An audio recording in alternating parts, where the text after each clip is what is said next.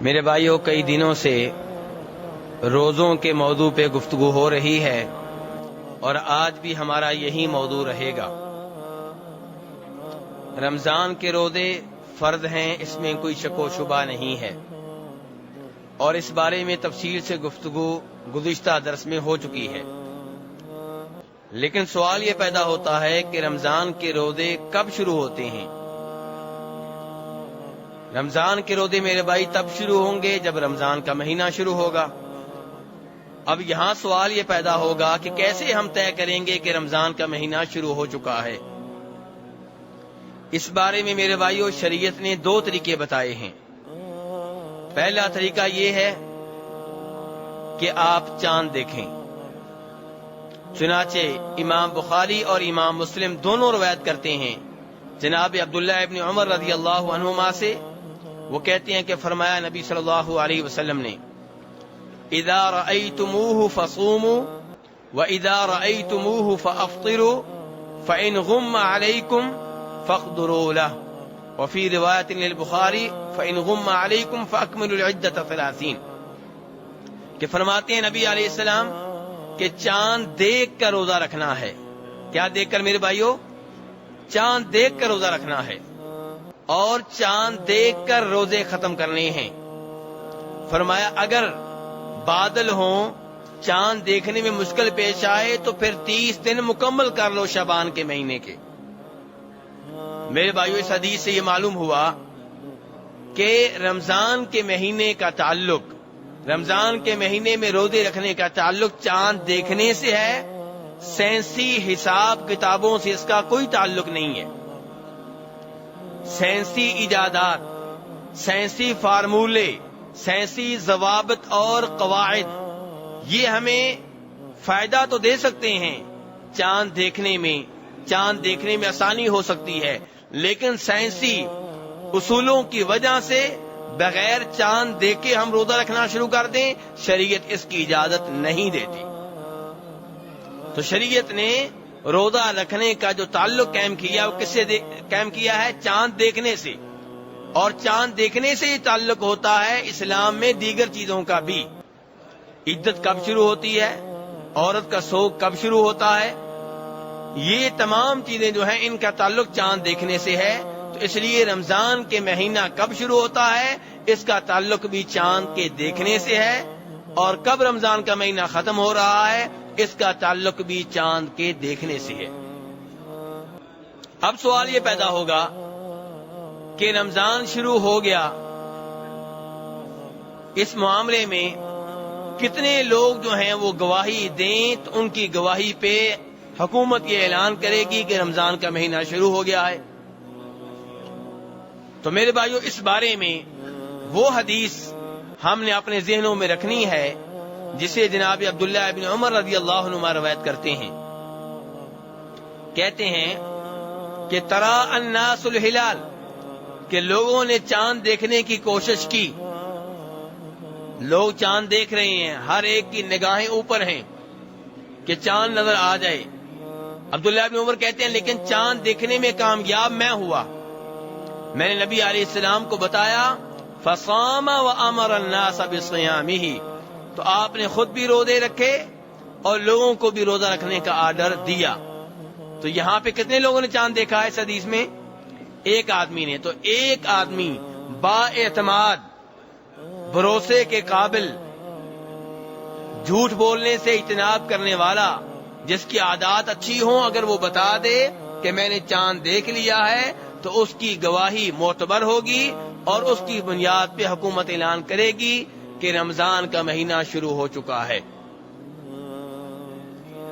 اب میرے بھائیو، جب روزے ختم ہوں گے ان کے عید کا چاند، تو وہاں پہ ایک گواہی کافی نہیں ہے، وہاں کم از کم 2 آدمی جو قابل اعتماد ہوں، قابل بھروسہ ہوں، وہ گواہی دیں کہ ہم نے چاند دیکھ لیا ہے، تب جا کے فیصلہ ہوگا کہ اب رمضان کا مہینہ ختم ہو چکا ہے۔ اور یہ اس شکل میں ہے جب رمضان کے دن کتنے ہوں؟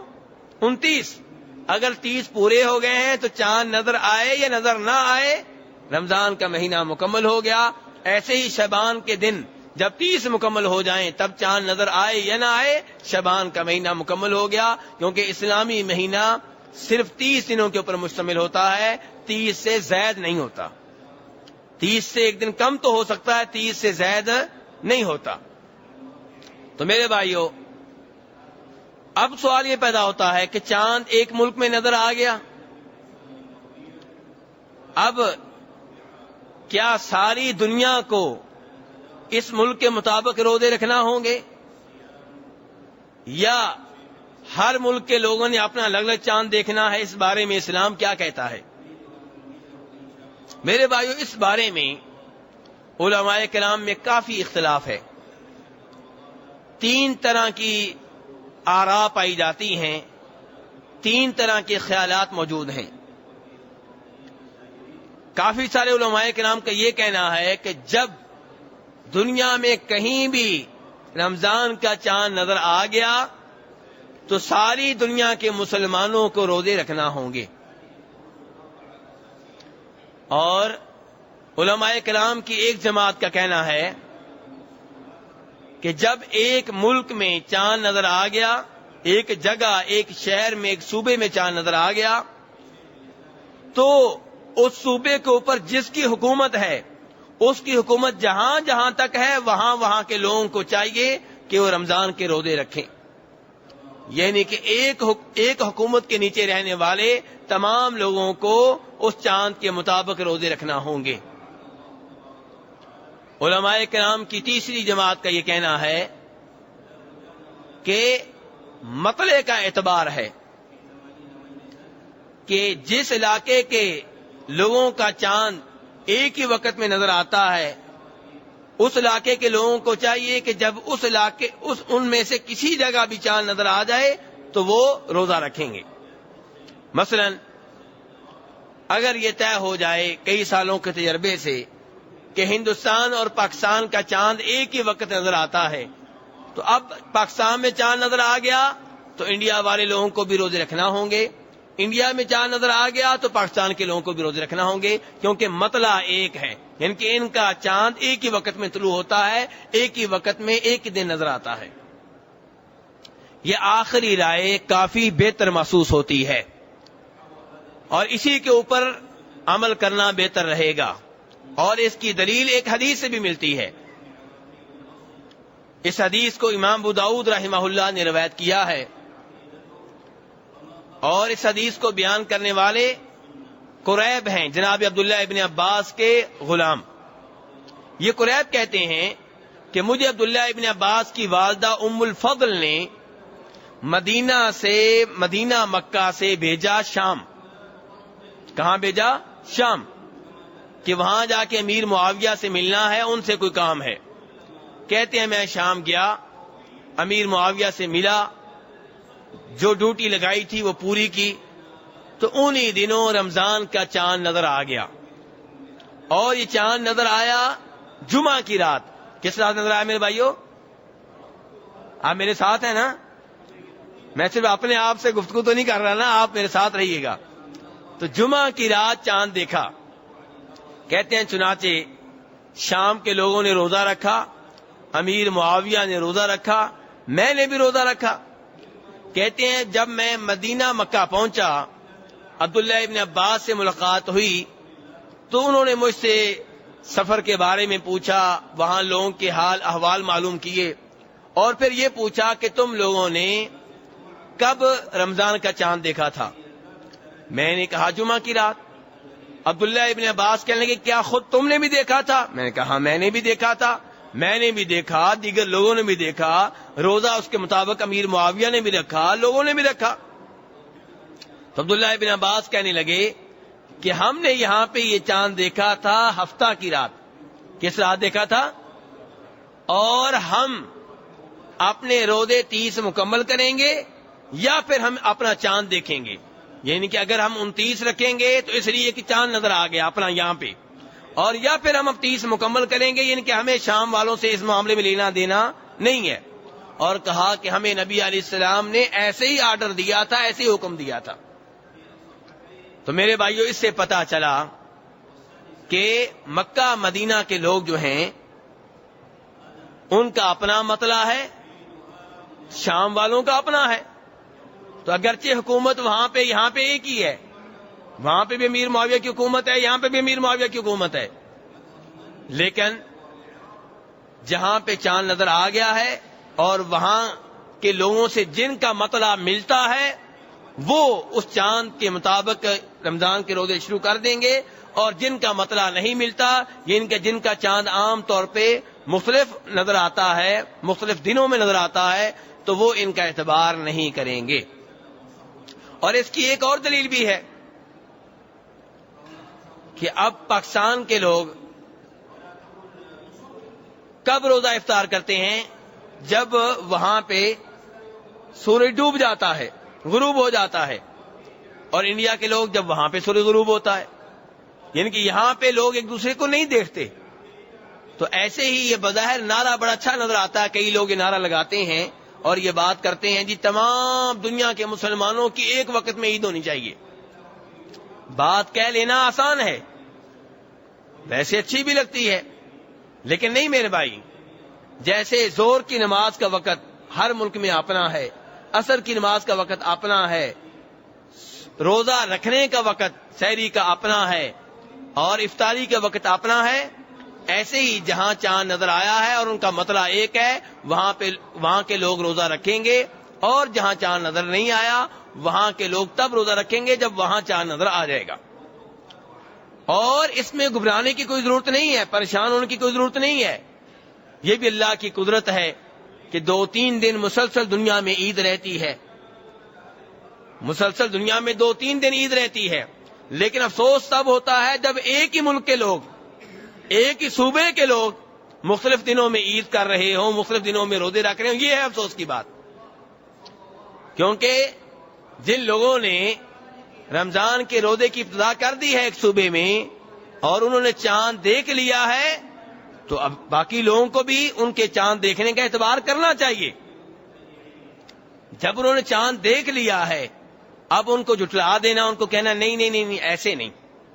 جب چاند دیکھ لیا گیا، رمضان کا مہینہ شروع ہو گیا، اس لیے ان لوگوں کی بات کا اعتبار کرنا چاہیے، اور جن کا مطلع ایک ہے ان لوگوں کو ان کے ساتھ مل کے رمضان کے روزے شروع کرنے چاہیے اور عید منانی چاہیے. میرے بھائیوں، اب رمضان کا مہینہ شروع ہو گیا اور یہاں پہ بھی الحمدللہ مغرب کے وقت سے رمضان کا مہینہ شروع ہو چکا ہے. الحمدللہ اس وقت ہم رمضان کے مہینے میں موجود ہیں. اللہ کا شکر ادا کرتے ہیں کہ اللہ نے ہمیں ایک اور رمضان پانے کی توفیق عنایت فرمائی. اب اللہ نے تو اپنا کرم کر دیا، اللہ نے تو مہربانی کر دی. اب ہم اللہ سے یہ بھی دعا کرتے ہیں کہ اللہ رمضان کے مہینے میں ہمیں عبادات کرنے کی توفیق دے، گناہوں سے محفوظ رکھے. میرے بھائیوں، روزہ کب درست ہوگا، کب صحیح ہوگا؟ جب اس میں 2 چیزیں پائی جائیں، 2 شرطیں پائی جائیں. نمبر 1، روزے کی نیت کا ہونا ضروری ہے. روزے کی نیت کا ہونا ضروری ہے. جب روزے کی نیت نہیں ہوگی روزہ درست نہیں ہوگا. ایک آدمی کو ڈاکٹر نے کہا ہے کہ تم مغرب سے فجر تک بھوکے رہا کرو، وہ بھوکا رہتا ہے. رمضان شروع ہو گیا تو وہ اپنی اسی نیت کے ساتھ بھوکا رہ رہا ہے. اب بعد میں کہے جی میں نے بھی روزے رکھے تھے. نہیں بھائی، تمہارے روزے نہیں تھے، تم نے تو پروگرام بنایا ہی نہیں تھا کہ میں اللہ کی عبادت کے طور پہ مغرب سے فجر تک بھوکا رہوں گا، یہ تم نے سوچا ہی نہیں تھا. تو اس لیے نیت کا ہونا ضروری ہے. فرماتے ہیں نبی علیہ السلام، بخاری شریف کی حدیث ہے، انما الاعمال بالنیات، کہ نیک اعمال کا دار و مدار نیت کے اوپر ہے. اعمال کا دار و مدار نیت کے اوپر ہے. اگر کوئی آدمی اس لیے بھوکا رہتا ہے مغرب سے فجر تک کہ میں روزہ رکھ رہا ہوں تو اس کا روزہ ہوگا. اور جو اس لیے بھوکا رہتا ہے کہ میرا پیٹ بڑھ رہا ہے، چربی بڑھ رہی ہے اور مجھے اپنی وزن کو کم کرنا ہے، اور بعد میں کہے جی میرا روزہ تھا، نہیں کوئی روزہ نہیں تھا. اگرچہ تم بھوکے رہے ہو، پانی کے قریب نہیں گئے، کھانے کے قریب نہیں گئے، لیکن یہ روزہ نہیں ہے، کیونکہ تم اس نیت سے بھوکے نہیں رہے کہ میں اللہ کی عبادت کے طور پہ یہ بھوکا رہ رہا ہوں. تو اس لیے نیت کا ہونا بہت ضروری ہے میرے بھائیوں. اور نیت میں 4 چیزیں دیکھنی چاہیے. نمبر 1 کہ نیت میں پختگی ہو، پکا پروگرام ہو. یہ نہیں کہ آپ نے سوچا ہے فجر سے پہلے کہ دیکھوں گا 8-9 بجے تک شاید میں روزہ رکھ لوں، اگر سے ٹھیک ہوئی تو رکھ لوں گا، سے ٹھیک نہ ہوئی تو نہیں رکھوں گا. تو یہ نیت قابل اعتبار نہیں ہے. فجر سے پہلے تک آپ کی پختہ نیت ہو جانی چاہیے کہ اب میرا روزہ شروع ہو رہا ہے. تو اگر یہ کچا پکا کام ہے، کبھی سوچتے ہیں رکھوں گا کبھی نہیں، تو یہ نیت پکی نہیں ہے. تو ایسی نیت کا کوئی اعتبار نہیں ہے. پھر چاہے آپ بھوکے بھی رہیں تو وہ روزہ نہیں ہے. دوسری بات یہ ہے کہ روزے کی تعیین ہونی چاہیے. کون سا روزہ ہے؟ کیا آپ نفلی روزہ رکھ رہے ہیں کہ فرض رکھ رہے ہیں؟ فرض رکھ رہے ہیں تو کون سا ہے؟ رمضان کا ہے؟ کوئی کفارہ آپ کے ذمے تھا یا کوئی منت آپ نے مانی تھی؟ کون سا روزہ رکھ رہے ہیں؟ آپ کو پتا ہونا چاہیے کون سا میں روزہ رکھ رہا ہوں. اور تیسرے نمبر پہ یہ کہ روزے کی یہ نیت رات سے ہو، فجر شروع ہونے سے پہلے پہلے، فجر کی اذان سے پہلے پہلے، طلوع فجر سے پہلے پہلے یہ آپ کی نیت ہو جائے کہ میں روزہ رکھ رہا ہوں. اگر نیت آپ کرتے ہیں فجر کی نماز کے بعد تو فرض روزہ نہیں ہوگا. فرض روزے کی نیت طلوع فجر سے پہلے پہلے ہونا ضروری ہے. ابو داؤد کی روایت ہے، جناب حفصہ رضی اللہ عنہ فرماتی ہیں کہ فرمایا نبی علیہ السلام نے من لم یجمع الصیام قبل الفجر فلا صیام له، کہ جو فجر سے پہلے روزے کی نیت نہیں کرتا اس کا روزہ نہیں ہے. اس لیے فرض روزے کی نیت فجر سے پہلے پہلے ہونا ضروری ہے. البتہ نفلی روزہ آپ فجر کے بعد بھی رکھ سکتے ہیں. آپ نے فجر کی اذان کے بعد، طلوع فجر کے بعد کوئی چیز نہیں کھائی، پانی نہیں پیا، اور 9-10 بجے جا کے آپ کا پروگرام بنا کہ آج میں روزہ رکھ لیتا ہوں، تو چونکہ یہ نفلی روزہ ہے تو آپ رکھ سکتے ہیں. آپ کا روزہ ٹھیک ہوگا، درست ہوگا. اور اس کی دلیل وہ حدیث ہے جسے جناب عائشہ رضی اللہ عنہ روایت کرتی ہیں، اور امام مسلم رحمہ اللہ نے اسے اپنی حدیث کی کتاب میں جگہ دی ہے، درج کیا ہے، کہ نبی علیہ الصلوۃ والسلام ایک دن صبح گھر تشریف لائے. پوچھا کیا کوئی کھانے کی چیز ہے؟